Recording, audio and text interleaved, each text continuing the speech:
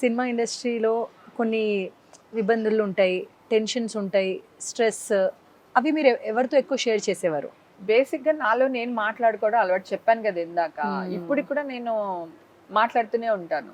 ఆ, అంటే ఫ్రెండ్స్ ఉంటారు కదా. నాకు చిన్నప్పటి నుంచి ఒకటి ఎందుకో మా ఊర్లో షూటింగ్ జరిగినప్పుడు వీళ్ళందరూ వచ్చేవాళ్ళు.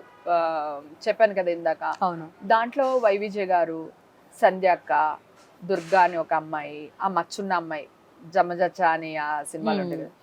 వీళ్ళందరూ ఏంటంటే మెంటల్గా చిన్నప్పుడే నాకు బాగా ఫీడ్ చేస్తారు. ఎవ్వరూ స్వార్థం లేకుండా నీతో మాట్లాడరు. నువ్వేమో తెల్లారు లెగిస్తే మాతోనే తిరిగేస్తున్నావు. డెఫినెట్గా ఇవాళ కాకపోయినా రేపైనా నువ్వు ఇండస్ట్రీకి వచ్చేస్తావు. అవును. ఉమ్, వచ్చినప్పుడు నువ్వు నేర్చుకోవాల్సిన విషయాలు, గుర్తుపెట్టుకోవాల్సిన విషయాలు ఇవే. నేను హీరోయిన్ అంటాడు, నేను ఓ అబ్బా అసలు మిమ్మల్ని అంటాడు. వాడికి స్వార్థం, వాడు నిన్ను అమ్మేయచ్చు, లేకపోతే నీ ఇంకేదైనా చేయొచ్చు, లేకపోతే నీ డబ్బు దబ్బేయచ్చు, లేకపోతే నేను మర్డర్ చేయొచ్చు, ఏదైనా జరగవచ్చు. కానీ నువ్వు 24/7 కాన్షియస్లో ఉండాలి. వాడు అవతలాడు ఎందుకు మాట్లాడుతున్నాడు, నిజం మాట్లాడుతున్నాడు, అబద్ధం మాట్లాడుతున్నాడు, ఆడపిల్లల వాడు ఏ చూపుతో చూస్తున్నాడు మనకు తెలుస్తుంది. ఇవన్నీ నువ్వు గుర్తుపెట్టుకోవాలి అని చెప్పి వాళ్ళు బాగా నూరేశారు అనమాట చిన్నప్పుడే.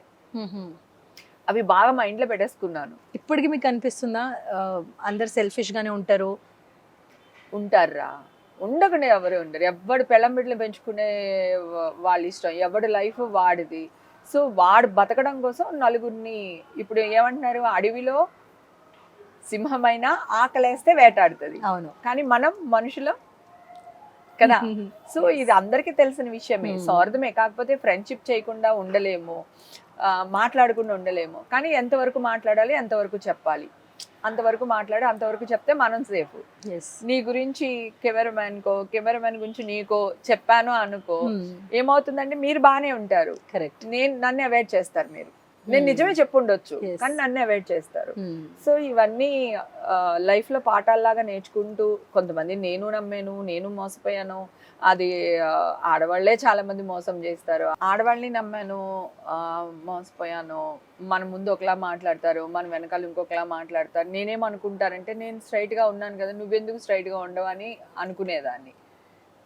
సో ఇప్పుడు అలవాటు అయిపోయింది. ఓకే, ఈ అమ్మాయి క్యారెక్టర్ ఇది, సో ఈవిడితో ఇక్కడ వరకు ఉండొచ్చు మనం అనేది వచ్చేసింది. అందుకని నేను చిన్నప్పటి నుంచి ఎవరిని నమ్మేదాన్ని కాదు. సో నా లైఫ్ నేను నా ఫ్యామిలీ ఇప్పుడు అంతే. ఫస్ట్ ప్రిఫరెన్స్ నా ఫ్యామిలీ, తర్వాత నా ఇష్టం. కానీ స్ట్రైట్ ఫార్వర్డ్ గా ఉండడం కూడా ఒక్కొక్కసారి ప్రాబ్లం కదా. ఎక్కువ ప్రాబ్లం. ఎలాగైనా బతికేయచ్చు అనుకుంటే ప్రాబ్లమే లేదు, ఇలాగే బతకాలనుకుంటే ప్రాబ్లం చాలా ఫేస్ చేయాలి.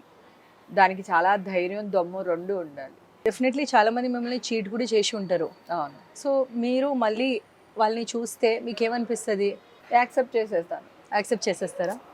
నేను పూరి జగననే మేమందరం సనత్ నగర్లో ఉండేవాళ్ళం. అప్పుడు ఒక అమ్మాయి పరిచయం అయింది. ఓకే. ఏదో ఆర్టిస్ట్గా వచ్చింది, పరిచయం అయింది. ఇంటికి వచ్చేది, కూరలు వండి పెట్టేది, నలుగు పిండిలు తెచ్చేది వాళ్ళ ఊర్లోంచి. అక్క ఇది వాడక్క, అది వాడక్క, అది ఇది అని చెప్పేసి మురారి సినిమా టైంలో అన్నమాట నేను చెప్పేది. సో దొరికింది. నేను మురారి సినిమా కూడా అమ్మాయిని తీసుకుని వెళ్ళాను. అసలు నా బీరువా తాళాలు ఆ అమ్మాయికి ఇచ్చేసాను. అప్పుడు నా పెళ్ళైన మ్యారేజ్ అయిన కొత్తలో అన్నమాట ఇది.